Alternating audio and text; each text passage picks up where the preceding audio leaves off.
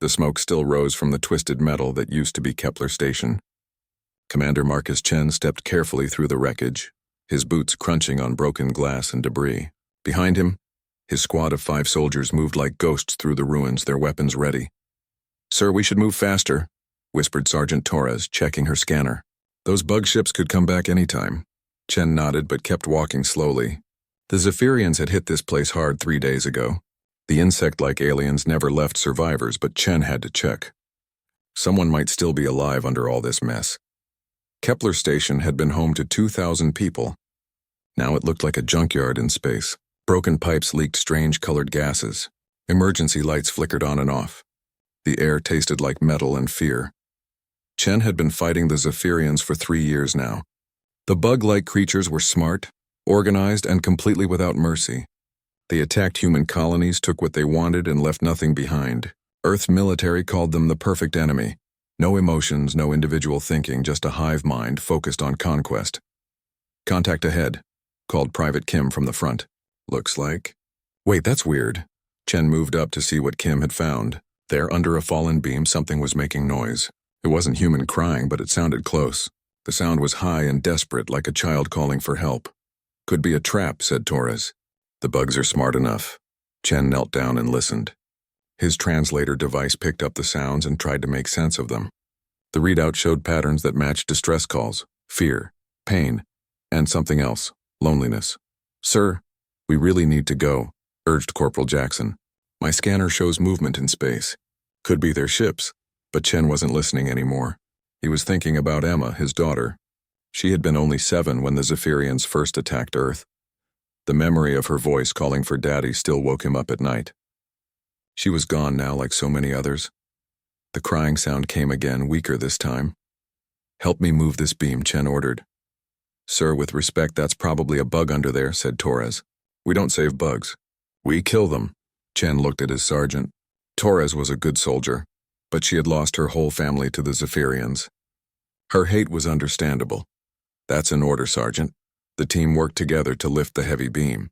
Underneath, in a small space that had protected it from the worst damage, was a Zephyrian larva. It was about the size of a human child, with soft green skin that glowed with faint patterns of light. One of its arms was bent wrong and blue blood seeped from cuts on its side. "Holy hell," whispered Jackson. "It's just a baby." The larva looked up at them with large, dark eyes. The light patterns on its skin pulsed faster. Chen's translator beeped constantly, picking up signals that meant fear, confusion, and pain. But then something else appeared on the screen, a pattern that meant please and help. "Sir, this is insane," said Torres. "That thing will grow up to kill humans. We should put it out of its misery." Chen stared down at the injured creature. It was so small, so helpless. The way it looked at him reminded him of a lost puppy. How could something so young already be evil? "Get the medical kit," he ordered. "Commander, I must protest," Torres began. "The medical kit, Sergeant, now." Chen carefully reached down toward the larva. It flinched away from him, its light patterns flashing what looked like fear. But when Chen moved slowly and spoke softly, the creature seemed to understand he meant no harm. "Easy there, little one. I'm trying to help." The larva's patterns changed to something softer. Chen's translator identified it as cautious hope. Jackson brought the medical kit. Chen had no idea how to treat alien injuries, but he knew basic first aid. The larva's cuts weren't too deep, and its broken arm seemed to be healing already. Zephyrians were tough. As Chen cleaned the wounds, the larva made soft sounds that almost sounded like gratitude. Its light patterns grew brighter and more complex. For a moment, Chen felt like he was looking at a real person, not just an enemy. "Sir, we've got big problems," called Kim from his lookout position. 3 Zephyrian ships just dropped out of hyperspace. "They're heading this way fast." Chen felt his heart racing. If the Zephyrians found them here with one of their young, they would either think the humans had taken a hostage or were planning to hurt it. Either way, it meant death for his whole squad. "We need to go now," said Torres. "Leave the bug and run." Chen looked down at the larva. It was looking back at him with those big dark eyes. The light patterns on its skin seemed to be saying, "Don't leave me alone." In that moment, Chen made a choice that would change everything. He picked up the larva carefully, feeling how light it was in his arms. The creature's pattern shifted to what his translator called surprise and trust. "Sir, what are you doing?" asked Jackson. What's right, Chen replied. This is crazy, muttered Torres, but she was already moving toward their ship. If Command finds out about this, we're all dead. They ran through the wreckage as fast as they could. The larva held onto Chen's uniform with tiny hands, its light patterns pulsing with what looked like excitement. Maybe it had never been carried before. Maybe Zephyrian adults didn't hold their young. Their ship was a small scout vessel built for speed and stealth. As they reached it, Kim reported that the Zephyrian ships were only minutes away. Get us out of here, Chen ordered the pilot. As their ship lifted off and jumped to hyperspace, Chen sat in the back holding the alien child. The larva's patterns had settled into a steady, soft glow. It seemed calm now, safe. Torres sat across from him, shaking her head. You know they'll court-martial you for this, right? Helping the enemy is treason, Chen nodded. He knew the rules. But looking down at the small creature in his arms, he couldn't bring himself to care about rules. Maybe, he said quietly. But some things are more important than following orders. The larva made a soft sound and its patterns brightened. For just a moment, Chen could swear it was trying to say thank you. As their ship raced toward Earth, Chen wondered what he had just gotten himself into. He had saved an enemy child, broken military law, and probably destroyed his career. But somehow, holding this small alien creature, he felt like he had done the first truly right thing since the war began. Behind them, the Zephyrian ships searched the ruins of Kepler Station. They found no trace of their missing young one. In the days that followed, something strange would happen. The Zephyrian attacks would slow down, then stop completely. It was as if they were looking for something more important than conquest. But Chen didn't know any of that yet. All he knew was that sometimes, in the middle of a war, you had to choose between being a good soldier and being a good person. Today, he had chosen to be a good person. The larva settled into sleep in his arms, its light patterns fading to a gentle glow. For the first time in 3 years, Marcus Chen felt like there might be hope for peace. The courtroom on Terra Base was packed with officers who wanted to see Marcus Chen get what was coming to him. Helping the enemy was the worst crime a soldier could commit. The penalty was life in prison, maybe worse. Chen sat at the defendant's table in his dress uniform, trying to look calm. Across the room, Admiral Foster and the other judges looked angry. Behind them, armed guards stood ready in case he tried to run. Commander Chen, Admiral Foster began, his voice cold as space. You stand accused of treason, violation of military protocol, and providing aid to enemy combatants. How do you plead? Not guilty, sir. A murmur ran through the courtroom. Everyone expected him to try to make a deal. Commander, you were caught with a living Zephyrian larva in your possession. Your own squad confirms this. What possible defense could you have? Chen stood up slowly. Sir, I believe my actions may have been the most important thing anyone has done in this war. More murmurs. Someone in the back laughed. Explain yourself, Commander. The creature I rescued is not what we think it is, sir. None of them are. Admiral Foster looked annoyed. Commander, we know exactly what the Zephyrians are. Heartless killing machines with no individual thoughts or emotions. With respect. Sir, that's wrong. Before the Admiral could respond, the courtroom doors opened.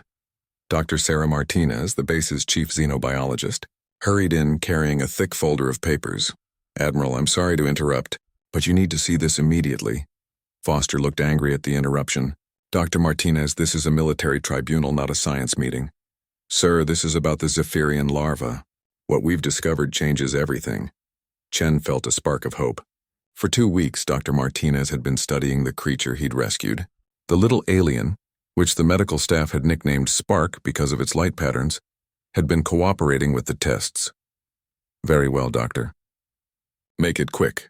Dr. Martinez activated a holographic display. Images of brain scans and DNA sequences filled the air above the courtroom. This larva is not just another Zephyrian, she began. First, it shows clear signs of individual consciousness. It has personal memories, preferences, and emotional responses that are completely separate from any hive mind. The courtroom grew quiet. Second, and more importantly, this creature is royal. Its genetic markers show direct descent from the Zephyrian queen herself. This isn't just any larva, it's essentially a princess. Admiral Foster leaned forward. Are you saying Commander Chen rescued Zephyrian royalty? Yes, sir. But that's not the most important part. Dr. Martinez changed the display to show communication logs. The larva has been trying to tell us something. It's learned basic English in just 2 weeks. and its messages are disturbing. The display showed simple words and pictures that Spark had drawn. Big dark coming. Mother scared, need help, and strong heart humans save all. Doctor, what does this mean? Asked Foster. I believe the Zephyrians are not our real enemy, sir. They're running from something worse. Chen felt his heart racing. He had suspected something like this, but hearing it confirmed was both exciting and terrifying. Dr. Martinez continued. The larva keeps talking about Big Dark, something that scares even the Zephyrians. It says its mother, the Queen, is looking for help. Help? From us? That's impossible. Sir, there's more. Since Commander Chen brought the larva here, Zephyrian attacks on human colonies have completely stopped. Our intelligence reports massive fleet movements in their space, but they're not coming toward us. They're running from something. The Admiral was quiet for a long moment. Where is this creature now? In the medical wing, sir. Under guard, but it's been asking for Commander Chen every day. All eyes turned to Chen. He had been visiting Spark daily despite orders to stay away. The little alien had learned to recognize him and always seemed happy when he appeared. Commander Chen, said Admiral Foster, tell us about your interactions with this creature. Chen stood again. Sir, Spark is intelligent, curious, and kind. It draws pictures and asks questions about humans. It's especially interested in families and how we take care of our children. Spark? The name the medical staff gave it, sir. Because of its light patterns, and what has it told you about this Big Dark? Chen took a deep breath. Sir, from what I can understand, there's something out there that eats everything in its path. The Zephyrians have been fighting it for years, but they're losing. That's why they've been taking resources from human colonies. Not to conquer us, but to survive. The courtroom erupted in angry voices. The idea that the Zephyrians might not be the real villains was hard to accept. Admiral Foster called for order. Commander, even if this is true, you still violated direct orders. Yes, sir. And I'd do it again. Why? Chen thought about Emma, his lost daughter. He thought about Spark's trust and the way it looked at him with hope. Because sometimes doing the right thing matters more than following orders, sir. If there's a chance for peace, if there's a chance to save lives on both sides, then breaking a few rules is worth it. Dr. Martinez spoke up again. Admiral, there's something else. The larva has been asking to send a message to its people. It says the Queen wants to meet with Commander Chen personally. The courtroom fell silent. That's impossible, Foster said. The Zephyrian Queen has never communicated with any other species. Sir, Spark says its rescue created a life debt in Zephyrian culture. Commander Chen saved royal offspring, which makes him family in their society. Chen felt dizzy. Family? To the Zephyrian Queen? Admiral Foster rubbed his temples. Dr. Martinez, in your professional opinion, is this creature telling the truth? Sir, I've run every test possible. It shows no signs of deception. Its emotional responses are genuine, and its fear of this Big Dark is very real. The Admiral looked at Chen for a long moment. Commander, if what you're saying is true, you may have accidentally stumbled onto the most important discovery in human history. Sir, I just saved a child who needed help. A child who might be the key to ending this war. Foster paused. The charges against you are suspended pending further investigation. Dr. Martinez, I want everything you've learned about this creature on my desk in 1 hour. As the courtroom cleared, Chen felt relief mixed with worry. He had avoided prison, but now something much bigger was happening. If Spark was telling the truth about the Big Dark, then humanity might be facing a threat that made the Zephyrians look like friends. That evening, Chen visited Spark in the medical wing. The little alien's light patterns brightened when it saw him, pulsing in what Dr. Martinez said meant happiness and affection. Chen, friend, Spark said in its careful English. You believe Spark now? I believe you, Chen replied, sitting beside the alien's bed. But I'm scared too. Spark's patterns shifted to understanding. Spark scared too. But Mother Queen very smart. You very brave. Together? Maybe stop Big Dark. As Chen looked at the small alien who had turned his world upside down, he wondered what tomorrow would bring. One thing was certain. His simple act of mercy had started something that would change both species forever. Outside the medical wing, unknown to Chen, Admiral Foster was already preparing a message to Earth Command. The war they thought they were fighting was about to become something much larger and more dangerous. But tonight, A human soldier and an alien child sat together, finding comfort in their unlikely friendship, while the universe shifted around them. The alarm screamed across Terra Base as the massive Zephyrian ship appeared on the edge of human space. It was bigger than anything they had ever seen, a living mountain of biometal that pulsed with strange lights. Every weapon on the base pointed toward the alien vessel, but it made no aggressive moves. Commander Chen ran to the command center, where Admiral Foster and his staff watched the screens in shock. The ship was beautiful in a terrifying way, like a giant insect made of silver and starlight. "Sir, are they attacking?" asked Chen. "No," Admiral Foster replied, his voice tight with tension. "They're broadcasting a message." In perfect English, the main screen flickered and words appeared in simple, clear text, "To the human authority. We come in peace. Return the royal offspring safely. The Queen Mother demands audience with the protector human Marcus Chen. He will come alone to our vessel. This is not a request. This is honor debt." The command center fell silent. Everyone stared at Chen. "Sir," Chen said slowly, "I think they want to talk." "Talk?" General Hayes, the base's tactical commander, stepped forward. "This is obviously a trap. They want our best intelligence officer." "I'm not an intelligence officer," Chen protested. "I'm just a squad leader who made a bad decision." "A decision that apparently made you family to their queen," said Dr. Martinez, arriving with Spark at her side. The little alien had grown much larger in the past month. It was now the size of a human teenager, its light patterns more complex and beautiful. When it saw Chen, the patterns brightened with joy. "Chen, friend," Spark said, running to him. "Mother Queen calls." "Great honor." "Spark, is this safe?" Chen asked. "Will they hurt me?" Spark's patterns shifted to something Dr. Martinez had identified as absolute certainty. "Mother Queen never harm family. You save royal offspring. Now you are hive bond, sacred trust."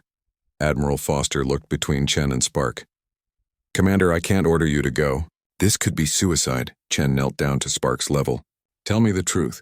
What does your queen really want?" Spark's patterns became serious and sad. Big Dark comes closer. "Mother Queen desperate. Traditional ways not work. Need new thinking. Need human courage." "Human courage?"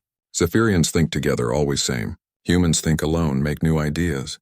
Mother Queen study human history. Humans do impossible things when necessary." Dr. Martinez stepped forward. "Commander, our deep space sensors have detected something moving in from the galactic rim. It's massive, bigger than entire star systems, and it's consuming everything in its path." Chen felt cold fear in his stomach. "The Big Dark." "We believe so. Whatever it is, it's heading toward both human and Zephyrian space. The Queen may be right. We might need each other to survive." General Hayes wasn't convinced. This could still be a trick. They could be using this threat to get us to lower our defenses.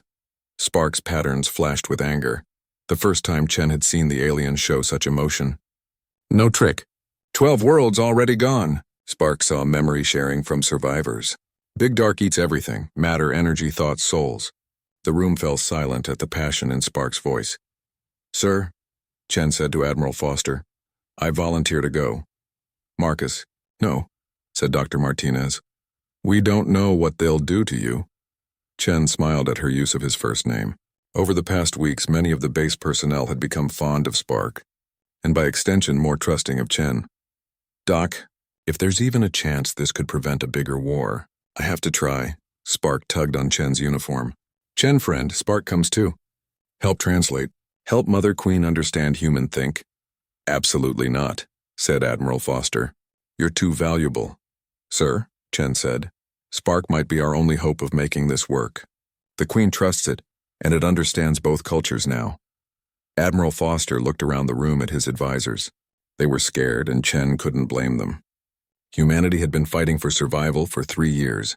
The idea of trusting their greatest enemy was almost impossible. "What guarantees do we have?" Foster asked. Spark stepped forward and began to glow brighter than Chen had ever seen. Its patterns became incredibly complex, forming shapes and symbols that seemed to have deep meaning. "Spark gives life bond to Chen, friend," it said solemnly. "In Zephyrian culture, highest promise. If harm comes to Chen, friend, Spark dies too. Mother Queen knows this." "We'll protect both," Dr. Martinez gasped. That's like a sacred oath. Spark is literally betting its life on your safety." Chen looked down at the young alien who had become like family to him. Spark, you don't have to do this. Must do. Chen friend saved Spark. Now Spark saves everyone. Admiral Foster made his decision. Commander, you have permission to board their vessel. But you'll wear a communication device and emergency beacon. At the first sign of trouble, we extract you. 2 hours later, Chen and Spark stood in the shuttle bay preparing for the most dangerous mission of Chen's life. Spark had given him a small living pendant that pulsed with soft light. Biocommunicator, Spark explained. Help you speak with any Zephyrian. Also shows you our hive friend. Very important. As they boarded the shuttle, Dr. Martinez grabbed Chen's arm. Marcus, come back safe. Both of you. We will, Chen promised, hoping it was true. The flight to the Zephyrian ship took only minutes, but it felt like hours. As they approached, Chen could see that the vessel was even more incredible up close. It seemed to be alive, with sections that breathed and surfaces that shifted like skin. First time humans see Queen ship, said Spark, noticing Chen's amazement. Mother Queen, very old, very powerful, but also very scared now. They docked with a gentle bump, and the airlock opened to reveal a corridor that looked like the inside of a flower. The walls were smooth and curved, glowing with the same biolight as Spark's patterns. Waiting for them were 2 adult Zephyrians, the first Chen had ever seen alive. They were magnificent and terrifying, standing 8 feet tall with 4 arms and faces that were both insect-like and strangely beautiful. Their light patterns were formal and respectful. They say, welcome, honored family friend, Spark translated. Great honor to meet human who shows compassion to enemy offspring. As they walked through the ship, Chen saw wonders he had never imagined. Gardens that grew in zero gravity. Walls that showed moving pictures of Zephyrian history. Rooms where hundreds of aliens worked together in perfect harmony. But he also saw signs of desperation. Weapons being prepared frantically. Warriors with scared expressions. Emergency supplies being loaded into escape pods. They're getting ready to run, Chen realized. Yes, Spark said sadly. If Big Dark cannot be stopped, Queenship will flee with remaining royal offspring. Leave everything else behind. Finally, they reached the throne room. It was enormous, like a cathedral made of living crystal. And at the center, waiting for them, was the Queen Mother herself. She was the most magnificent being Chen had ever seen. Twice the size of the other Zephyrians, with 6 arms and light patterns so complex they looked like living art. Her presence filled the room with ancient wisdom and desperate hope. When she saw Spark, her patterns exploded with joy and relief. The young alien ran to her, and Chen watched as the Queen gently touched Spark with one massive hand. Then the Queen looked at Chen, and her patterns shifted to something the biocommunicator translated as gratitude, respect, and desperate hope. When she spoke, her voice was like music made of starlight. Marcus Chen, she said in perfect English, you have given me back my child. Now I ask you to help me save both our peoples. The Queen Mother's throne room was filled with holographic displays showing the destruction left by the Big Dark. Chen watched in horror as entire star systems vanished into swirling clouds of nothingness. Planets, stars, space stations, everything consumed without a trace. 12 of our worlds, the Queen said, her light patterns dim with grief. Billions of my children gone. The Devourers move closer every day. Devourers? Chen asked.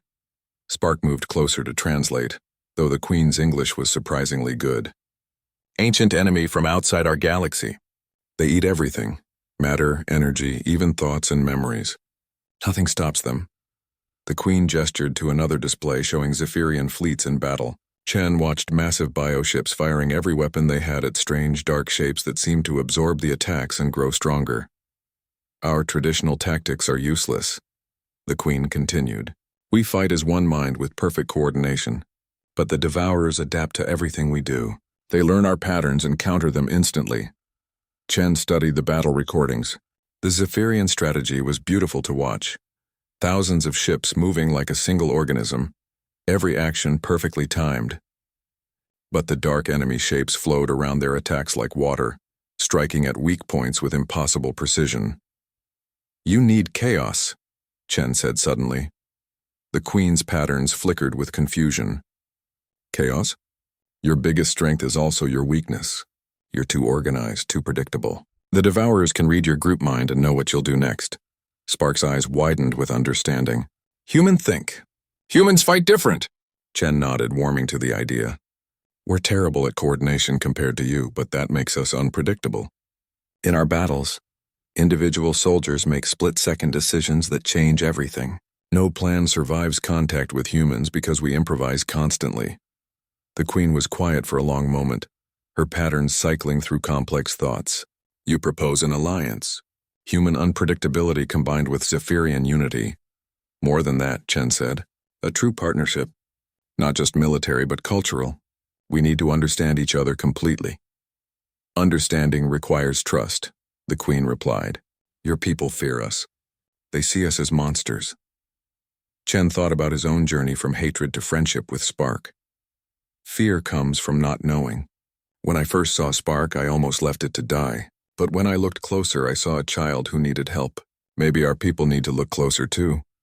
The Queen's pattern shifted to something that looked like hope mixed with doubt. Even if your leaders agree to alliance, how can we coordinate our forces? Humans think individually. Zephyrians think collectively. We cannot share command. Actually, Chen said slowly, maybe we can. Both the Queen and Spark stared at him. Spark explained to me once about Zephyrian bioneural links. You can share thoughts and memories directly. What if a human could link with your collective mind but only partially? Enough to coordinate but not enough to lose individual thinking? The Queen's patterns flashed with alarm. Impossible. Such a link would destroy human consciousness. Your minds are not designed for collective thought. But mine might be, Chen said. I've been around Spark for weeks. I've learned to read Zephyrian light patterns instinctively. Maybe I'm already adapting. Spark moved between them, its patterns urgent. Very dangerous. Partial link never attempted. Could damage both human and hive mind. Chen looked at both of them. The ancient queen desperate to save her people and the young alien who had become like family. If we don't try something new, both our species will be destroyed. I'm willing to take the risk. The Queen studied Chen for a long time. Her patterns cycled through emotions he couldn't read, but finally settled on something that looked like respect and gratitude. You would risk your mind to save people who were your enemies just weeks ago? You're not my enemies anymore, Chen said simply. You're Spark's family. That makes you my family too. The bioneural linking chamber was deep in the heart of the Queenship, surrounded by gardens of bioluminescent plants that pulsed in rhythm with the ship's heartbeat. Chen lay on a bed that felt alive, with neural connectors that looked like gentle vines reaching toward his head. Last chance to change mind, Spark said, its patterns showing deep worry. If link goes wrong, could lose human self forever. Chen smiled at his alien friend. Spark, you trusted me when I was a stranger who could have hurt you. Now I'm trusting you and your mother to keep me safe. The Queen stood beside the linking apparatus, her massive hands moving over biocontrols that responded to her touch like living things. The link will be shallow at first. You will experience our collective memory, but keep your individual thoughts. If it works, we can deepen the connection gradually. What will I see? Everything, the Queen said softly. Our history, our dreams, our fears. You will know us as we truly are. The first touch of the neural link felt like diving into warm water. Chen's consciousness expanded, and suddenly he wasn't alone in his head anymore. Thousands of Zephyrian minds touched his thoughts gently, curiously, like children meeting a new friend. Images flooded his mind. The birth of Zephyrian civilization on a world of crystal trees. The joy of the first hive bonds that connected their people. The terror when the Devourers first appeared at the edge of their galaxy, consuming entire civilizations. But most surprising were the emotions. Zephyrians weren't cold or emotionless at all. They felt love, fear, hope, and joy just as deeply as humans. They just experienced these feelings collectively, sharing them through the bioneural network that connected every member of their species. Chen saw memories of Zephyrian parents caring for their young, artists creating beautiful biosculptures, scientists discovering new worlds.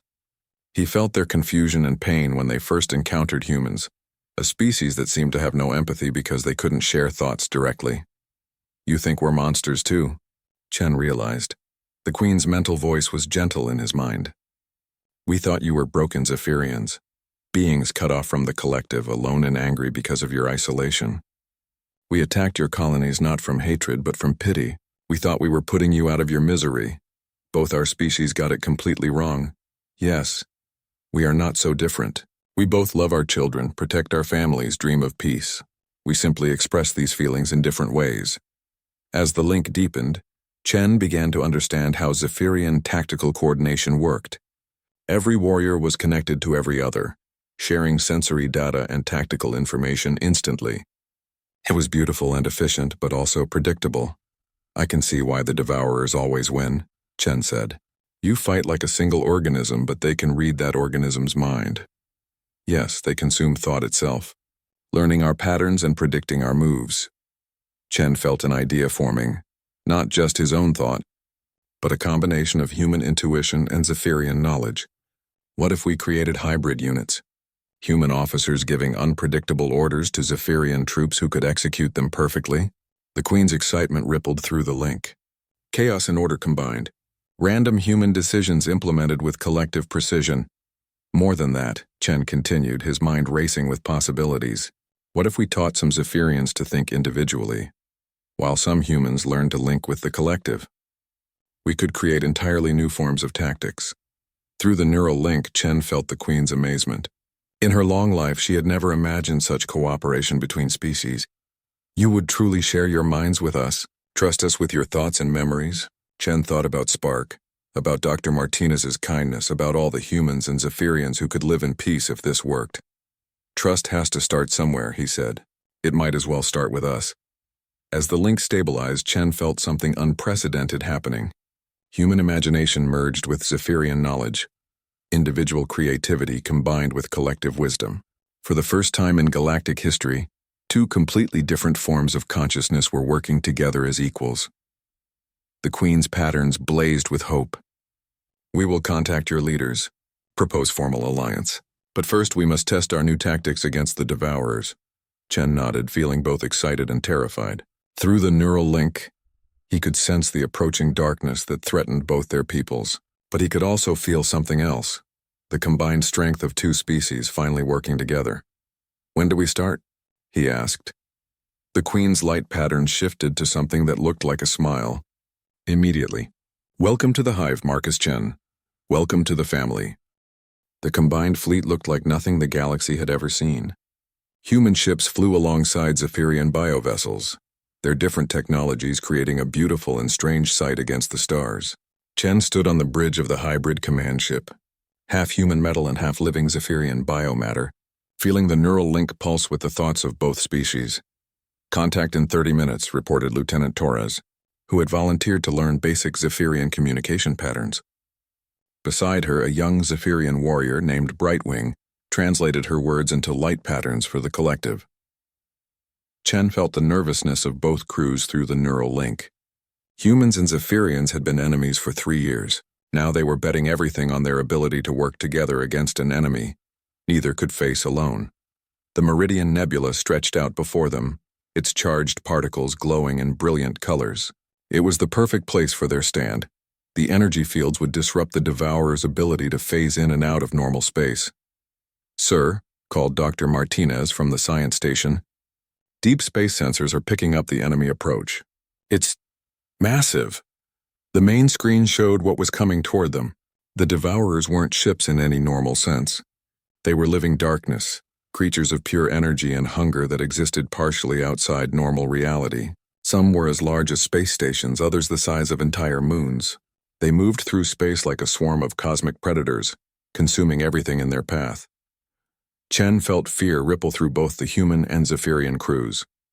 Through the neural link, he could sense the Queen Mother's worry aboard her flagship. Even Spark, now serving as a communication liaison, was scared. All ships, this is Commander Chen, he broadcast on all frequencies. I know you're afraid. I'm afraid too. 3 months ago, humans and Zephyrians were trying to kill each other. Today we stand together as family. He paused, feeling the attention of thousands of minds focused on his words. The Devourers think they know us. They've beaten the Zephyrians by predicting their coordinated attacks. They expect us to fight like any other species they've consumed. But we're not like other species anymore.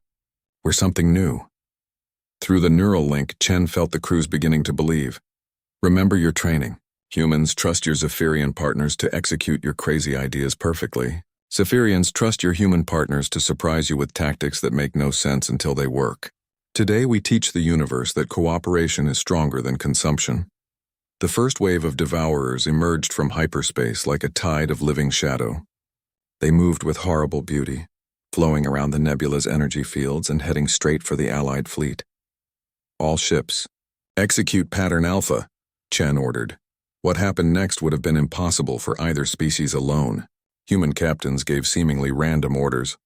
Attack runs that made no tactical sense, formations that looked chaotic and disorganized.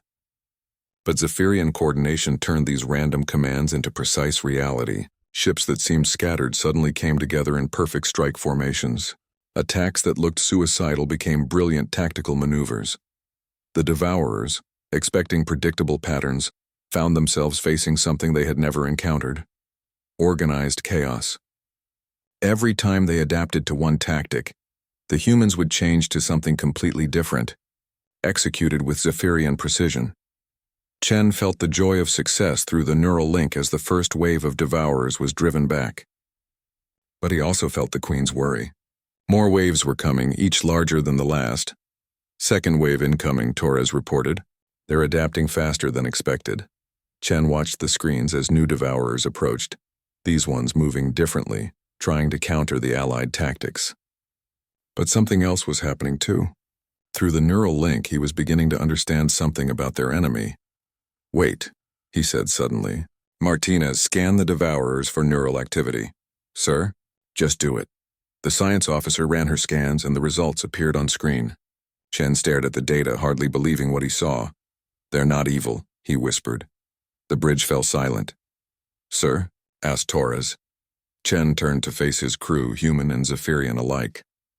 The Devourers aren't monsters. They're refugees. Through the neural link, he shared what he had realized.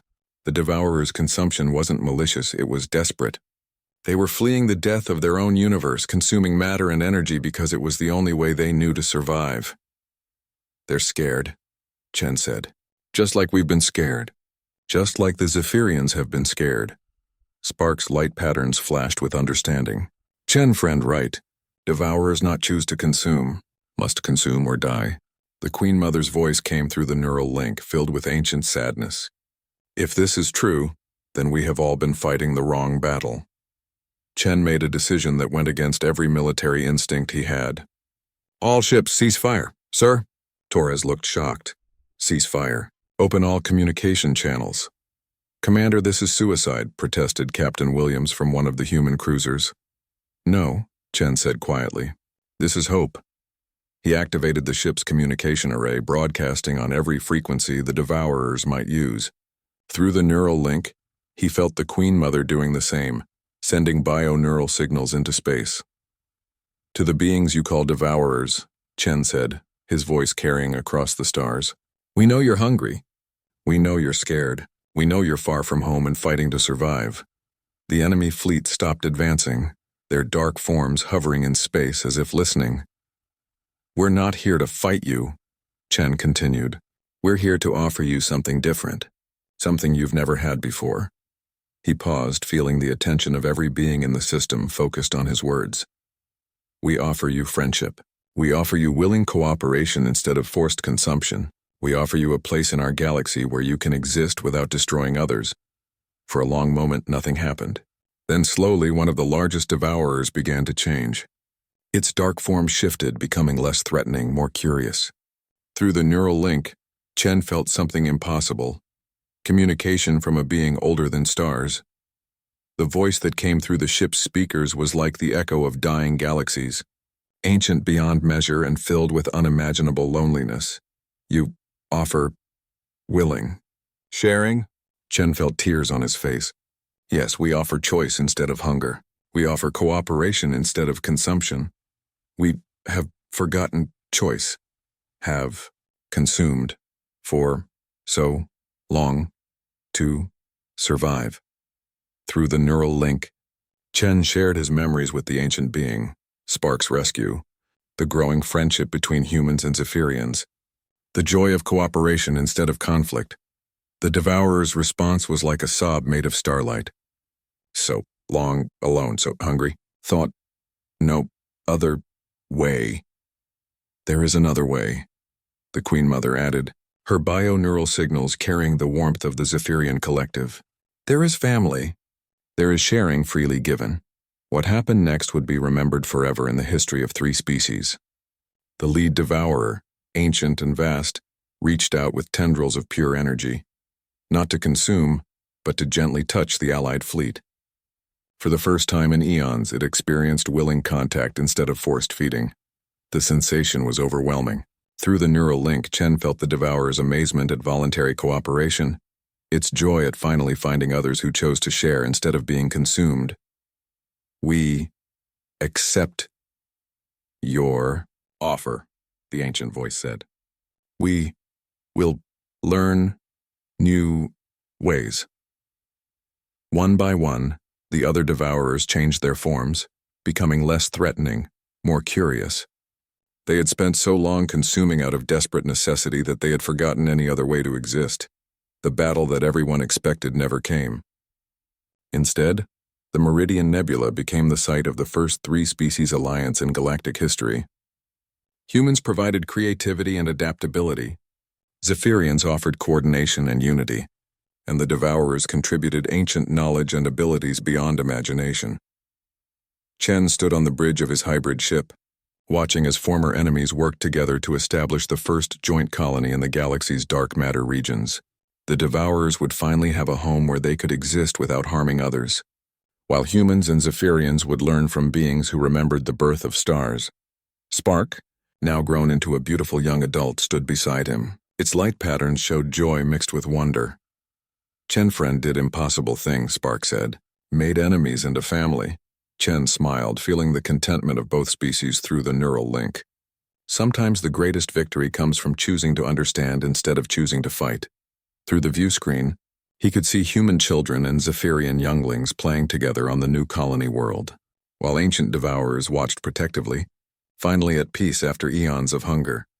Family grows bigger, Spark observed. Chen nodded, thinking about his daughter Emma, and all the children who would grow up in this new galaxy where different species could be family to each other. Yes, he said softly, family always grows when you choose love over fear. As the stars shone down on the impossible alliance, Marcus Chen realized that saving one enemy child had indeed taught three species that the universe was big enough for compassion. Sometimes the smallest act of mercy could change everything,